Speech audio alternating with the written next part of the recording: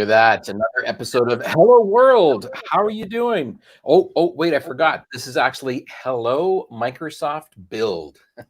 This is our second day of taking over the Hello World stage. My name is Rick Claus. I'm joined today by another one of the hosts that are going to be joining us during Microsoft Build, taking place on May 25th, 26th, and 27th.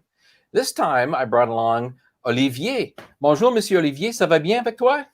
Bonjour Rick, comment vas-tu? Très bien. Mais on devait continuer en anglais. We should really continue in English just to make sure that we can talk to a whole bunch of folks and talk about the goodness that is Microsoft Build. But so you've been tapped on the shoulder to become one of the hosts that are going to be welcoming and working with folks during Microsoft Build. But that's what I've been told. Yeah, was it a surprise? Was it the pinnacle of your career? Talk to me a little bit about that. I'll tell you next week, right? We'll see what happens. I'll try not to make it a total disaster. No, I'll do my best. But it's been a nice surprise, Scott, just knocking the door on Teams and say, "Hey, Olivier, we're looking for more hosts for Build." I was like, "Yeah," didn't even know what I was signing up for. So we'll see, right? Right. Now, I'm curious because I know a little bit about you because we've worked together in the past and we've done some content collaboration, and I know that you've worked with some folks on my team as well. But can you share a little bit about your backstory, about your role at Microsoft and what you do for your day job? Because believe it or not, doing videos and doing shows like this is not actually what we do every single day. So what's your backstory? So I'm part of the Azure IoT team, and I'm looking after our community engagements, trying to make sure developers out there, whether they're in the IoT space or not, working on Internet of Things, know what's going on here. And we've been doing that for some time already. I've been at Microsoft for 15 years. Prior to that, I was developing fun IoT projects. And during the 15 years at Microsoft, I've been a developer advocate most of the time. And my role these days with the Azure IoT team has been more embedded with the engineering team, working even closer to the ones building the products, which is even cooler because I can bring the feedback from developers into the products more in depth. And recently, I went to Golnaz and the Channel 9 team and told them, hey, how about we do a show about IoT? And so we did that, started like 2-3 years ago, 275 episodes after. I'm still the host of the IT show, so I think you're keeping me, so that's good. I like that. And here we are. Good sign so far. Now with Microsoft Build content, what we're going to be talking about for the next couple of days leading up to Build itself, we're going to be giving more depth content around what is the student zone, what is the connection zone, and also the learning zone and stuff like that. But I know you're going to be talking to someone coming up shortly here about the learning zone. Is that correct? Yeah, we're going to talk with Naveen about the learning zone itself. And we're going to talk also about other of the zones and other topics, right? I think you're going to talk about Schedule Builder as well. Right. So you know what? I'm going to save that for coming up in just a minute. But Schedule Builder, in case that is something that you have not, Session Scheduler. Already I'm going to get in trouble with the people at Microsoft Build. Session Scheduler is now open. So you can go and register for Microsoft Build and start to build your session scheduler to be able to determine what sessions you want to take in and what you want to learn about. So we'll cover that in more detail just coming up in just a little bit. But I believe, you've got something you're going to be talking about in particular around the student zone. Is that correct? Yeah, correct. Actually, students is something that's like pretty dear to my heart. I've been a captain for Imagine Cup in the past, for the IoT competition, for the embedded development competition.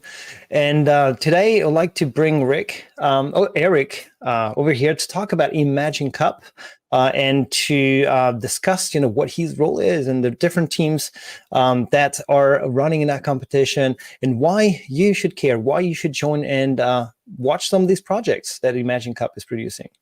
Awesome. Can't wait to hear from Eric. Hey, Eric, how are you? Hi, Olivier. Well, thanks for joining us today. Thanks for joining us. So before we jump into the Imagine Cup topic and, your experience as a mentor for one of the teams, who are you? What are you doing these days?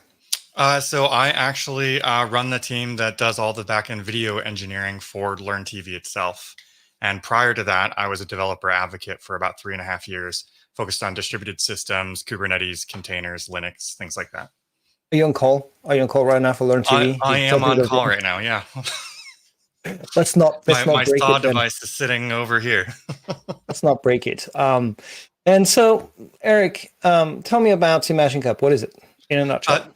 yeah, so Imagine Cup is an annual competition that Microsoft holds for students to present innovative ideas to solve global issues. And so some of the topics this year were education, health, and earth.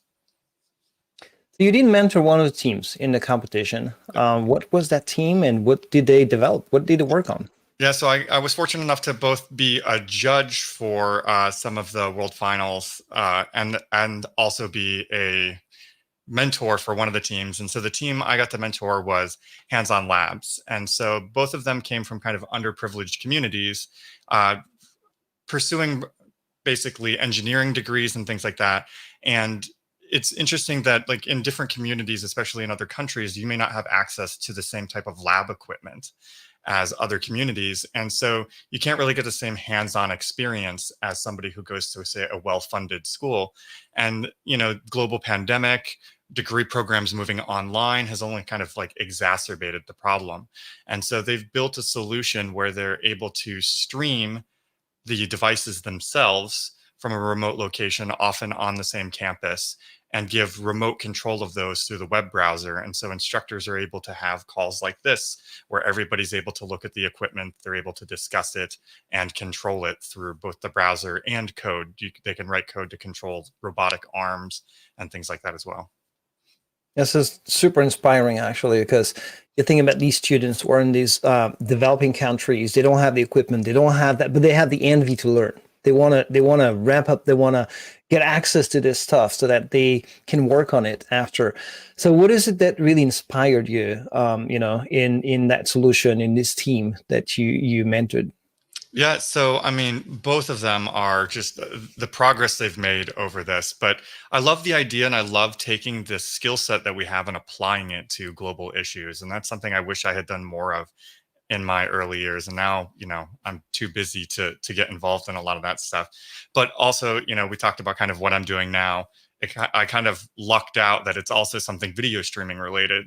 So I also got to mentor them in addition to kind of the presentation on some of the technical side of things that they can kind of take away from this and improve their solution. And what would you say to these students? So I guess you already gave your advice to these ones, to this team, but in general, what would you say to students who want to pursue the passion, but aren't sure where to start?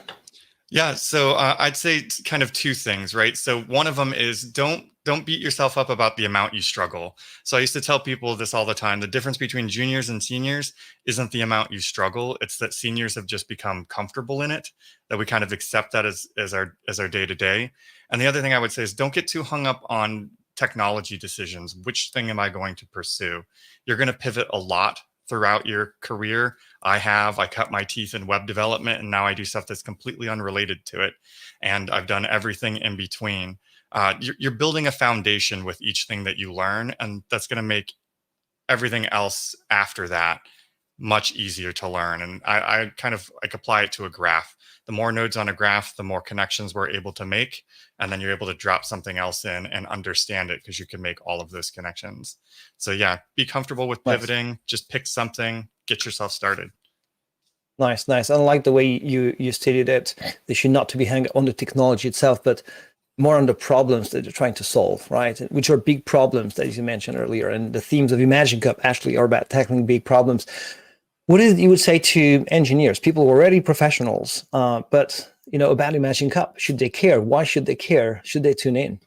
Yeah, they definitely should. I think it's really inspiring to see what students are creating, both from the technical complexity of the problems they're trying to solve, as well as the fact that they're trying to apply this knowledge to solve global issues. And I think it can kind of reinvigorate and rekindle hobby ideas and project ideas we have, maybe inspire us to get involved in solving some of the same problems or assisting some of these teams in furthering their ideas after this. Great. Thanks, Eric. We'll bring back Rick right now. Eric, how are you? What do you think? Yeah, the Imagine Cup is something that's near and dear to my heart. I know that a good friend of ours, Donovan Brown, is going to be hosting part of those segments for Imagine Cup. So he's going to be coming up maybe you can even get him on the show. You never know. I'll have to ask. Maybe. Okay, I'm going to go away and let Ben come in, right? Yeah, I know, but say I'm going to bring on Ben to help me clarify some stuff, because there's a lot of content that's going to be there for Microsoft Build, and it's always a bit daunting to organize it. And so we've done a little bit of an exercise and kind of group things together into these things called core themes. And I thought, who better to bring some sensibility to understanding what these means but Mr. Ben Walters himself. Hey, Ben. Thank you. It sounds like a tall order for me to bring sensibility, but I will do my best. Okay. So you're right. Like 280 plus 300, I forget what the number happens to be, all grouped together into various different themes. And so there's 4 of them, there's 5 of them, there's 12 of them. How many themes are we talking about here? Yeah, so what we've done is we've really taken all these sessions, and this year we have 4 guiding themes. And the idea of these themes is really to help people simplify their session choices and selection. And then it also gives you that ability to understand how you want to mix and match those sessions so that you can really get the content that suits your needs. So the very first one that we're going to be talking about right now, I think the short form of it that you can find inside the session scheduler is called Developer Velocity. Can you translate that for us, man? I can, and I'm going to do my best to do this without as much marketing speak as possible, but we'll see how that goes. Look, the first thing, like I said, it's the official kind of title is it's focused on helping you increase developer velocity with Microsoft's end-to-end developer stack. But really what that means at the heart of it is that the theme around Dev Velocity is focused on the tools that you use to create your applications and how that they can help you and help your developers get from, idea to code to product quicker. Mm-hmm. And so this is not just a conversation around tooling, but it also spans all the different facets of Microsoft with their different solutions in all sorts of different areas. So I can see how the developer velocity piece fits in there. But the next one is a bit more is a bit, I'm not going to say more interesting, but another interesting categorization. This one is intelligent cloud native apps. Is that the correct one, or am I jumping That's ahead? right. Yeah. So the intelligent cloud native applications theme really focuses on how you can bring together the power of big data and AI to build that new generation of intelligent applications. So, think about machine learning and cognitive services. All of that is fueled by data. And so bringing those together to create that new experience for your company and your customers. Mm-hmm. So bringing together the tooling from the first part, and then these different deeper level services with data and AI and other things also then now makes a bit more sense as far as grabbing these things and grouping them together. And then the third one, I believe, is specifically around cloud native apps. Is that correct? Yeah, so there's this kind of new motion in the dev world around cloud. We may or may not have heard about it, but yes, the third theme is all focused on how you build cloud native applications that can run anywhere and run the way that you want them to run as well. Mm-hmm. And so I know that, for instance, in this one here, we're obviously going to be talking about some containerization technologies, Kubernetes from an orchestration. We got some Azure Arc goodness in there, near and dear to my heart as far as Arc is concerned, which is kind of cool. But I think Brendan Burns is going to be actually delivering a technical session that matches up to one of these themes specifically on Tuesday of next week, I do believe. But we have a fourth one. We have a fourth one to go still too, which is, I'm assuming, because we haven't mentioned the word yet, is going to be around collaboration. Is that correct? That's right. And the fourth is really focused around the idea of how we build that next generation of collaborative apps that really work in the hybrid workplace. We think about the pandemic and everything that's happened over the last 12 months. It's really changed the way people work and change the way we need to approach collaboration as well. And in fact, everything at Build rolls up to these themes. Even the customer tech talks that I work on will also roll up to these themes. And in fact, right now, we actually have a very small sneak preview of one of those customer interviews that you'll be able to see next week with Morgan Stanley, who is using the WebView 2 control to bring together all of their applications in their business to drive kind of faster decision-making within their employees. So I tell you what, if you want, let's take a moment now to look at that video. Morgan Stanley is a global financial services institution. We help individuals, families, governments, and institutions raise, manage, and distribute the capital that they need to achieve their goals. Everything that we do in some way relies on technology, whether it's the way we relate to our clients and interact with them, all the way down to connecting them to the most powerful markets in the world. The tools that they have, the tools that our employees use, it's all based on technology to get the job done. Microsoft products are important to us, from the tools we use on our desktop to the way we develop software to the way we deploy stuff in the cloud.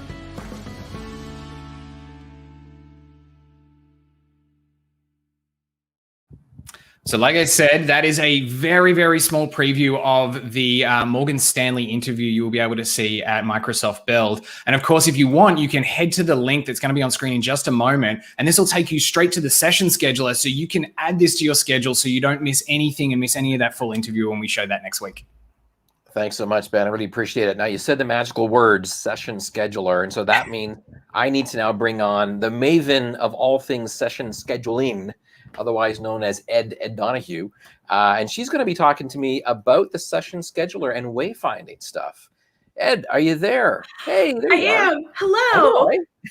The magic of Learn TV. We're all together here. That's going to be great. Can you believe it? So talk to me about the session scheduler, because that is by far going to be one of the cornerstones of being able to get the most experience out of the digital experience known as Microsoft Build. How on heck do you stay organized? You're right. It's super important. And session scheduler, once you register for Build, you come back to mybuild.microsoft.com and you just click on sessions at the very top of the navigation bar. And that takes you to session scheduler. Any session that we run at Build, if it's a keynote, if it's a technical session, if it's a breakout session, if it's one of our really cool interactive experiences within the connection zone, they're all in Session Scheduler, and you can add them to your own schedule, to your personal schedule that you can build for Build. You can add them in Session Scheduler, and from there you can actually export it to your calendar. You can copy it, you can share it. There's a bunch of cool stuff that you can do, and it essentially all starts in Session Scheduler right after you register. You got it. So you got to register first. mybuild.microsoft.com. Go off and register. We actually talked about registration in the last episode with Ben. He walked us through that one there. And you mentioned a couple of points I want to bring up for folks just in case they didn't catch this. You can actually build your schedule, but then have it copied into your calendar. So that goes in with your calendar, where we all live and breathe and die by right now to know what's going on. Yes. And you also can not worry about this concept, which is always challenging for me, which is time zones, because the session scheduler is inside your local time zone. Is that correct? Yes, it is. It will, whatever time zone you have, it will show the sessions in that time zone. And so when you add them and you sync your calendar with it, it just shows up and it tells you where to go, when, for basically all the cool stuff. You got it. Now, you mentioned one thing that really kind of slipped by, but I want to highlight this one here. You mentioned copying content. I don't understand it. I know how to put stuff into my scheduler, but this is something new that wasn't there before. You can copy someone's schedule? Yes, we have this really cool feature that if you're like a trend setter amongst your group of friends, you can create a schedule, like your own schedule, and then send it to them. And when they get it, if they're registered and signed in, they can copy all of those sessions to their own schedule with basically just a few clicks. I kind of have a demo of it, if that would be okay with you. Oh yeah, no, absolutely. Like roll the demo. Let's take a look at this. I want to see Ed build a schedule. Okay, so the first thing you do, again, register. Just go register, mybuild.microsoft.com, and then head back there and you'll be here. We actually have in sessions, if you go to sessions, you can click through to actually access some of those themes, those core themes. We have them all by schedule for you. So I've clicked into Developer Velocity, and what it does, this is basically the attendee profile of Developer Velocity. And so you can see here are all of the sessions within this theme or within whatever attendee has created the schedule. And there's this little text thing right there that says add all sessions to your schedule. And when you click that button, any of the sessions that aren't added to your schedule will add to your schedule. And you'll be able to tell that they add to your schedule because that blue button right beneath it will then flip to remove. And so you can tell that they've added to your schedule. And then you'll want to move to the next day. So this is all Tuesday. And then on Wednesday, we have some more sessions within our Developer Velocity theme, and we'll add those sessions to our schedule. And then I know that we have one more session for Developer Velocity on Thursday. And this is a really cool session in the connection zone. And so this is a bit of a gotcha for these RSVP sessions. Because of the interactive experience that you get to do for this session, make sure you click RSVP. And clicking RSVP will pop up a little dialog box. You can confirm your RSVP, and ta-da, you are all set for Developer Velocity or whoever's schedule you have copied onto your schedule. Now, if you are the trendsetter in your group and you're like, hey, I want to share all of these sessions with my team, with my friends, I want us to all go together, the first thing you have to do is up in the corner, click your name and go click My Build Profile. There are some tabs at the top and you're going to click on Contact Preferences. And you're going to make sure that the checkbox that says Display the Sessions on my schedule, on My Build Profile is checked. And that will literally display your sessions on your schedule. And so from there, we have to go find you in the attendee directory. So to get there, you'll go to Connection Zone and then Attendee Directory, and then you'll actually search for yourself. You'll search for you. So I'm going to search for Ed D, and then scroll through, and I'll find the right profile for me. Click on your name. You'll see your schedule that you've created, and that URL up in your address bar, that's what you can just copy and paste and share with people of, hey, this is where I'm going to be at Build. This is where I'm going. Come to the sessions with me. You can put it in a URL shortener, share it on Twitter, Facebook, all of the fun things. And ta-da, you and your team get to go to Build together. Awesome. Well, thank you, Ed, for sharing the knowledge that you have about Session Scheduler. I'm going to be bringing back Olivier here just to ask him, has he built his schedule as of yet? Oh, I think I have to, right? Because maybe I'm going to set a trend here and we'll share my schedule, right? Yeah, we'll see if I am work on that one there. But you're gonna also talk a little bit about right now about some new stuff from the Learning Zone. Is that correct? That's correct. And for that, we're going to bring Navin Chen back to talk to us about the Learning Zone. Hey, Olivier. Hey, Navin, how are you? I'm great. Welcome. Happy to be back on the show for the second day in a row. Very happy about that. Okay. Yeah. I'm new here. You're already regular, right? I'm new here. Yeah, we both got the memo. Yeah, we both got the memo about the black shirts. I'm happy about that too. So that works well. Love it. So I'll start with really quickly just describing the Learning Zone itself. So really, that's our center for all things training, development, certification from Microsoft that all attendees can find during the event. So the easiest thing to do, again, after you register for Build, across the top nav bar, you're going to find a tab for Learning Zone. And inside of the Learning Zone, you're going to find three core things. One is going to be a tab for the Student Zone. And that, if you click on that tab, it'll give you a filtered view of all of the sessions available for students. And again, not just students, we're looking at students of all ages. So we're thinking career switchers or anyone new to the industry. Everyone's welcome to check out the Student Zone during Build, of course. The second is going to be for our Learn Live sessions. And if you're not familiar with what a Learn Live session is, it's really just about a guided walkthrough of Learn modules, and we'll talk a little bit more about what some of those sessions are in a second. The third needs probably no introduction, but our Cloud Skills Challenge. That's the third tab that you're going to find in the Learning Zone. Again, we can talk more about that as well. Got it. Let's jump into Learn Live. Give us a couple examples. I think they align to the themes that Ben was mentioning earlier on, right?